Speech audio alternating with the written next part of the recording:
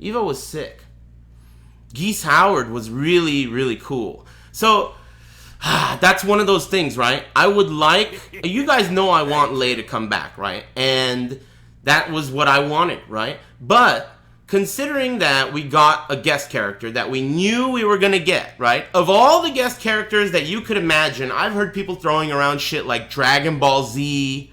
I've been hearing people throw around shit like other, guest character ideas. Among all of those, I would say Geese Howard is pretty cool. My history with Geese Howard and King of Fighters in general is interesting because I used to like it a lot more back in, before the modern era of King of Fighters. And I used to like, my 3 favorite King of Fighters characters are Yamazaki, Geese, and Rugal. And I think that those are pretty much the only really cool characters in that game, personally, right? Like, really cool. Really, really cool. But in the newest King of Fighters game, both Geese and Yamazaki look so shitty, it kind of takes away from the character's, like, legacy. You know what I mean? I don't know if you guys can kind of follow where I'm coming from. Terry's cool too. But it kind of takes away from their legacy when they look so retarded. You know what I mean? I don't know if, I'm being clear or, explaining my stance too well, but that's kind of how I feel. Like, their legacy is tarnished when you make a weird-looking version of them, right? But to me, Geese in this game looks, like, a little too cool, right? He looks so much cooler in this game, in Tekken 7, than he's ever looked. I don't know. It's just weird. It's like you take this character that you kind of always liked, but you just make him so over-the-top cool-looking. I'm pretty excited about him. He looks cool. Yo, Amigu, I always pictured No Pants as some 14-year-old that was good at uploading videos. That's pretty much what he is. Thank you. Except for, he looks like a 14-year-old, but he's really, my age, I think. But, I mean, you weren't far off, right? Anyway. Miss M. Singh and the Nerevarine, and Boss Battle Joe, thanks very much, and Daydream, and Fapson. Thanks, guys. I think Geese looks really, really cool.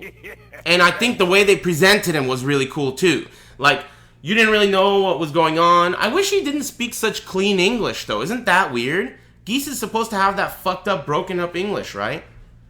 But other than that, I liked the way the video started with the Japanese walls opening. The stage looks good. Small fortune on an Itaki stick before the stream started. Do you think there are objective pros and cons to Korean versus Japanese sticks? Or is it truly just preference? I think it's just preference. Thank you. There are some minor pros and cons, but for the most part, it's just preference. Anyway, thanks, Takatama. I appreciate it. Decepticons. Thanks for the resub. Cool Hand Nuke. Thanks very much. Appreciate it, guys. Yeah, I thought Geese looked great. I'm looking forward to trying him. I think he looks really cool. Right? The stage also looks really cool. Have you seen the full trailer where Harada strolls up to the SNK studios? No, I didn't watch it, but I saw that it existed. I just haven't gotten the chance to see it yet. But yeah, I thought Geese was great. I mean, among the world of possibilities when it comes to guest characters, this is a pretty acceptable one for me, at least. I know a lot of people are interested in the game that are not Tekken players because of Geese, and that's kind of the goal, right? I mean, it feels like that was the idea with Akuma, and it worked, but nobody actually plays Akuma. It's almost like they put these characters in the game to get the attention of people, but then when those people play the game, they end up playing Tekken characters, right? Tons of Street Fighter players who are playing Tekken 7 for the first time are using Tekken characters instead of Akuma. So it's almost like this interesting way of drawing people in, getting people's attention, but once those people are there, they're not even really taking advantage of that character that drew them in. So I wonder if that's what's going to happen with Geese. It's not a bad idea. If you think about, okay, I have a fighting game, and the popularity of it is whatever, right? Let's say this is the popularity of it. if your strategy is to get guest characters, but only for the purpose of getting attention, that's kind of like the best way, like, if you're gonna have guest characters, that's what you should do. You don't want to have guest characters that are trash, right? You want guest characters that are gonna get people's attention.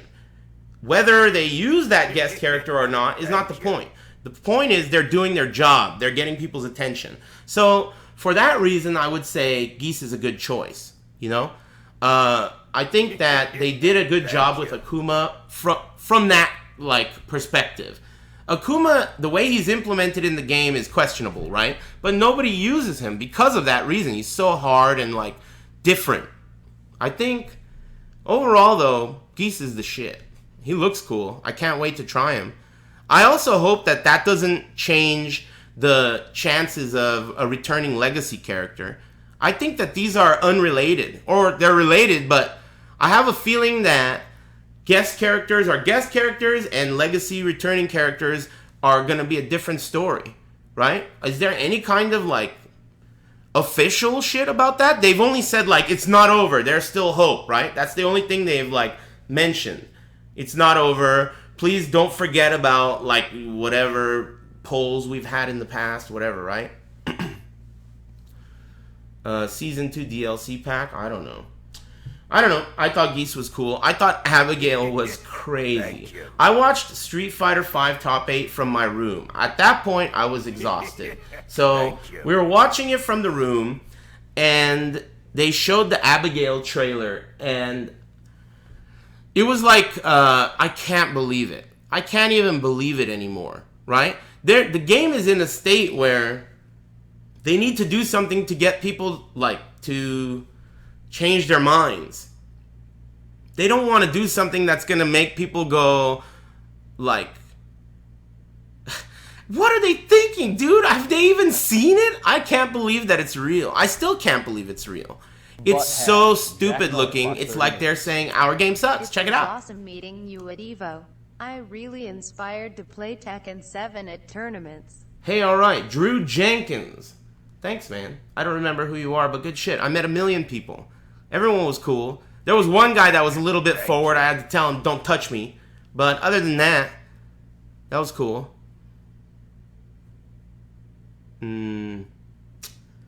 Abigail looks awful. It's like, at this point, you guys know how much I love talking shit, right? So, normally you would think, like, okay, Abigail looks awful. I can't wait to hear Aris talk shit about Abigail. But at this point, it's like, you know, it doesn't even feel good anymore. It doesn't even feel good talking shit about that. It's so embarrassing. I can't even believe it. What the hell's going on? What is that? They ruined the aesthetic. What little aesthetic value was left in that game is completely like... Welcome back. Hey, thanks, Eastside Eli. I appreciate it. Let me thank these people. Yeah, Abigail looks so bad that I can't even really say anything else about it. I can't believe that they did that. They could have done so many other things that would have been so much better. I can't believe it. Thoughts on Arika? I don't give a shit at all. I don't even know anything about it. 0%. I watched the trailer, but I mean, I don't know anything about it. I know Skullomania's from the old EX games, but yeah, I don't know anything about it. All I know is that when I used to play in the arcades, and when everyone at Golfland would talk about games, everyone shit on the EX series like it was a joke, right? So that's all I know. Historically, the only people that love the EX series in a way where they learn it and play it and know stuff are like real hardcore enthusiasts like fucking Min and Nerd Josh and shit. These guys, you know, these guys love every game. You could tell them, oh man, you know, let's talk about fucking whatever, Time Killers or Clay Fighters or whatever, and they're gonna know strats about it. So they don't count. But yeah, everyone used to talk shit about that shit being awful. So I don't know much about it. I'll give it a try. Whatever. But yeah, as far as Abigail goes, unbelievable. It's like heartbreaking almost. This is Street Fighter. It's crazy. Street Fighter. And they have so many, like, I don't know, whatever. Who gives a shit? Let's not even talk about it, right? Let's talk about positive things. Cool Hand Nuke. Decepticons, Takatama. Thank you. Thanks very much. Daniel DeCameron, Naked Beekeeper, Helter Skelter, Jack Miller, Kupo. Fox 30 News. Street Fighter gets Abigail and Tekken gets 98% Pongo combos.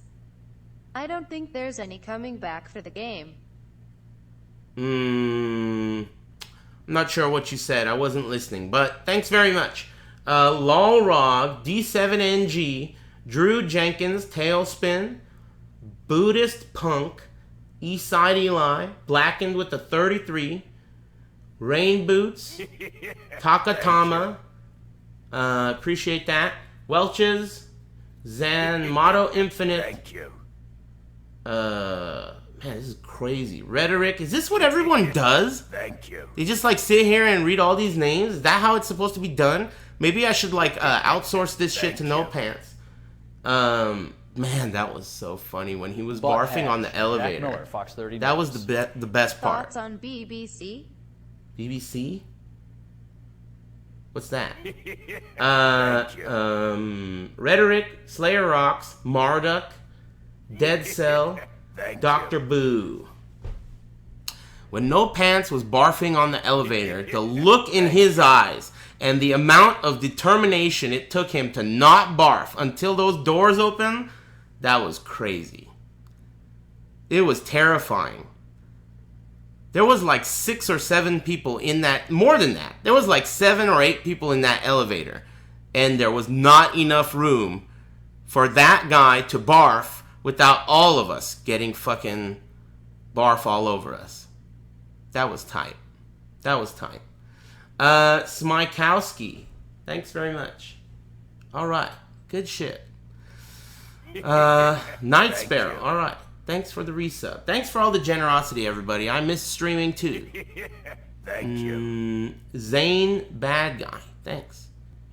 I liked, as far as the top 8 goes, I feel like the only thing that you could say that was really like whack was that we ended up with the Echo Fox Grand Finals again, which we've seen so many times. It's not like, you know, I think I would have liked for Knee to have gotten into the Grand Finals as opposed to JDCR and Saint. But, you know, that's the way it is, man. These guys are the 2 best. They're the 2 most prestigious. They're the 2 best, and that's the end of that. But, you know, other than that, I thought it was really sick. Taisei was really like the MVP for me because I later heard that, from Anakin actually, that Taisei is the best player in Japan. That's what he told me. He told me that Taisei, the reason nobody from outside of Japan knows about him is because he lives in like some weird outskirts place.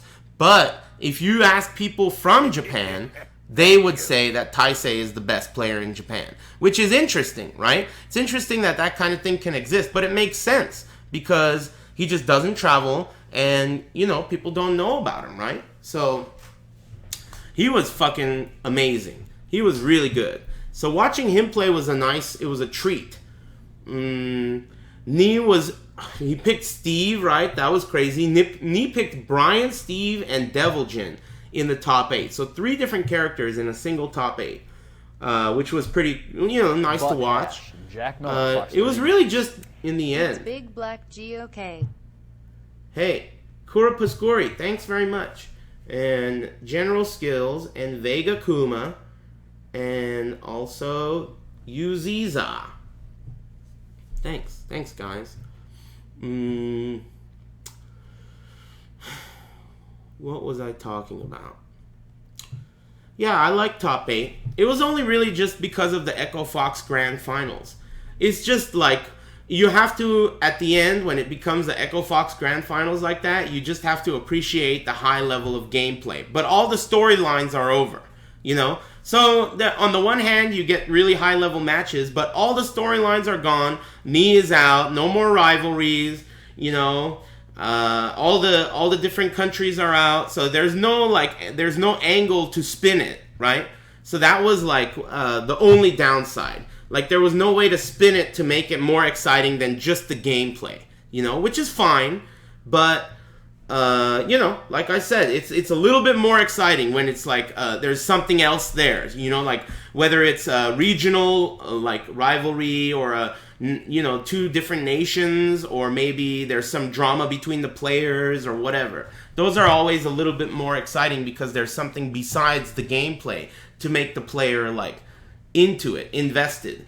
But for the grand finals, you know, we just had to accept it as these are the two best players, and let's enjoy their, you know, grand final set. And from that perspective, I thought it was very good. It was just deflated because, like I said, you know, no storyline. Hash, Jack Miller, Fox 30 News. Jay Onding almost taking a match off JDCR, and JDCR living with a pixel of health was crazy. Yeah, there were a lot of SL2, moments like that. Jay Onding was impressive. Hell yeah, of course. Jay Onding. Anyway, thanks Agomanon and Euro App B and Silent Killer. Thanks very much. Jung Ding was amazing. Yeah, you're right. There were a couple of moments like that. The double KO slow-mo was crazy when JDCR was up in rounds. That was crazy. There was some good shit, dude. I was really... The biggest surprise of top 8 for me was Anakin versus Taisei. Because Anakin historically is super good against Steve. And he just... It wasn't a good fight. Like, he just couldn't make anything happen. Taisei stole the first 2 games like crazy. Anakin had a few mistakes here and there. But the thing that made it exceptionally peculiar was Taisei made quick work of Anakin, and then right after that played against Saints Jack, same character, different player, and got his ass blown out. So it's just such a testament to how big of a difference it is from player to player. The character, and we're talking top level players here, right? Both Anakin and Saint are top level players. Excuse me. Thanks very much. Worcester stole my bike. And Gravangelist with the footlong. And Thank you. Z Compulsive. Damn, look at all these people. And Dragon Boss. Thank you. Thanks, guys. Yeah, both Anakin and Saint are extremely high-level players. Top 8 at EVO quality, right? But you just saw it before your eyes. Same character. It was like a blowout. Saint kicked the shit out of Taisei. He fucked him up. As badly, or even probably worse than Anakin got blown out by Taisei. So really, it shows a lot.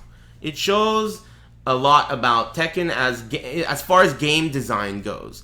Character choice is almost meaningless. It really is. I mean, you see it right there. It's really clear as day. It's all about the player and what the player does with the character. Anyway, Pork Lift. I like that name. And oh boy. Thanks very much. Appreciate it. Put some Thank you. shit on. Excuse me. Oh boy. Thanks again.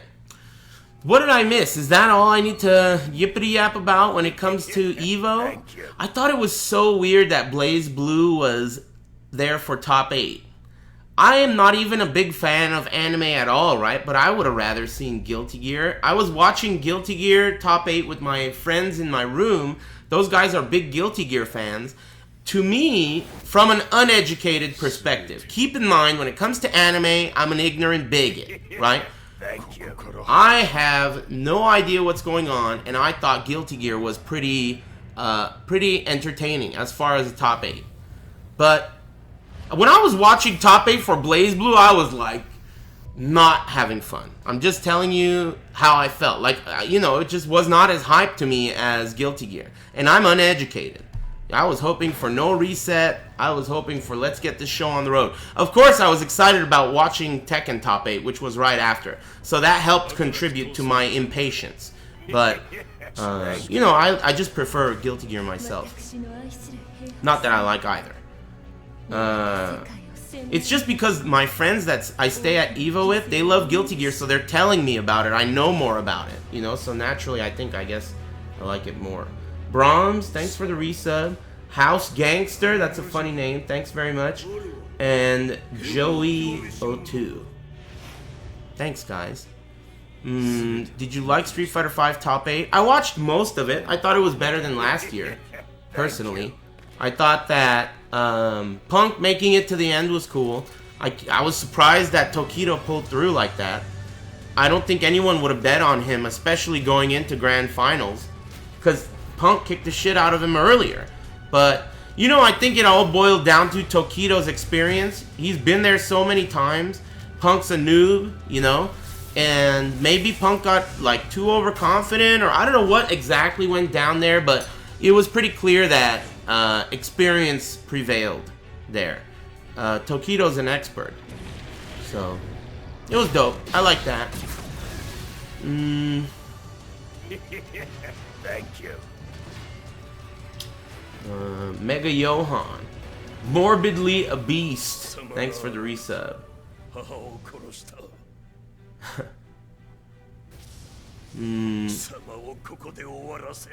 Chat's moving too fast.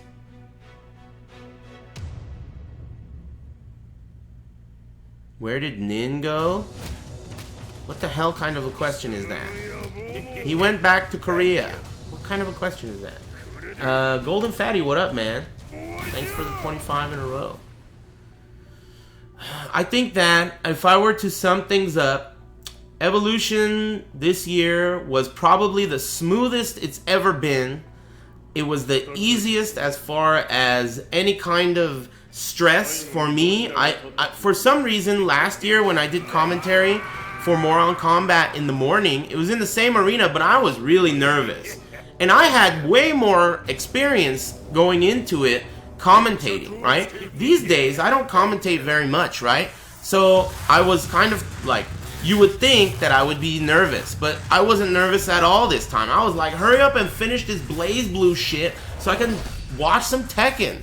You know, I was really like more excited than I have ever been, and it was easy. It was really easy, which is sick because you don't want to get nervous, right? You want to have fun. You want to enjoy it, and I felt like I did easily. It was fun. It was cool. I don't know. I don't know what else to say. Hey, alright, man. I wasn't listening to what you said, but I'm sure I didn't miss much. Thanks very much. I appreciate it. Pants for hire. Thoughts on Tanukana losing in pools? Did you see her going buck wild the night before? The guy who beat Tanukana in pools is Beautiful Dude. And me and that guy are kindred animal spirits, because me and that guy were stuck at an airport for like 8 hours. So I got to know that guy. He's cool by me. You know, he's one of those anime players. We're boys. And when I heard that this guy beat the best Ling player from Japan, he's an early 017er. He's an early 017er. He just hop kicked the shit out of her. Oh my gosh. Anyway, I had to give him props. Good shit, right? That was impressive. She obviously, you know, I've seen her get nervous. She got nervous, right? But that's no excuse. I mean, he just did the hop kick. I talked to him afterwards to congratulate him because that was like, that's pretty impressive, right? And he was like, you know what? When I was playing against her, I was thinking to myself, I don't know what to do when she does all these different things. So anytime she does something that I don't know what to do against, I'm going to hop kick. And obviously it worked. I didn't watch the fight, but good shit. I mean, he's like the Chris Moneymaker of Tekken, right? Anyone could do it. Anyone could do it. He's an early 017er. And an anime player. He's the Chris Moneymaker of Tekken, dude. Early 017ers can fucking beat Japanese legends. All you gotta do is hop kick. It's crazy. You don't know who Chris Moneymaker is? Several years ago, this random ass schmuck won the World Series of Poker. And because that guy won the World Series of Poker and he was a nobody, poker exploded. And everyone was like, wow, any old nobody could enter the World Series of Poker and win millions. So poker exploded during that time. That was the huge poker explosion. So that was the reference. He's just like, just some dude, early 2017. Said that Punk played casual sets with Tokita before their finals match and was losing harder and harder as they played. Do you think this was a bad decision by Punk? No shit. Obviously. I'm not. I'm a huge like. I think you should sandbag. Personally, I always think you should sandbag. I mean, anyone who's read any kind of strategy books of any sort, it's always the element of surprise is so valuable. You know, like the element of surprise is extremely valuable. So I'm a huge proponent of sandbagging. And if they did play, I think that it would have been a smart idea to use the casuals as a setup opportunity. Like planting a seed that you could later use against him in the tournament. But we don't know the detailed lore, you know, so I don't know. But I always think that sandbagging and the element of surprise is very valuable, especially in tournament. You know, human beings have a hard time recovering from clutch, like being razzled in the clutch by some shit they've never heard of. It's really valuable in 2 out of 3 in tournaments. Butt hash. Jack Miller, Fox 30 News. Seeing you commentating brought a tear to my eye. I couldn't hold it in. ATP Quan. Thank you.